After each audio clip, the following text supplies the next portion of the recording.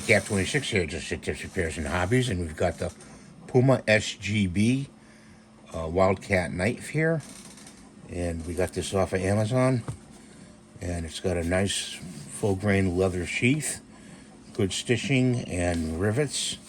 Also has a tie down for your leg right here, okay, and a loop, belt loop. Gonna look at that belt loop. Let's look at the size. Yeah, it's about 1.5 inches, I would say.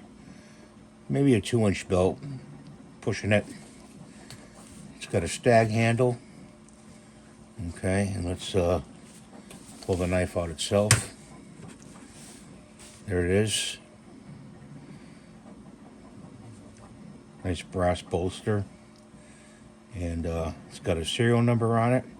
And it's a 23 Rockwell Hardness German steel knife.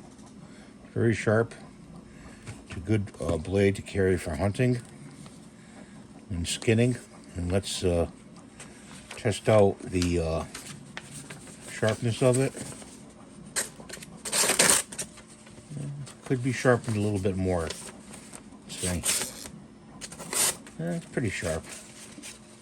That's a double piece of paper we're cutting here. Let's do a single one. Could be honed a little bit better.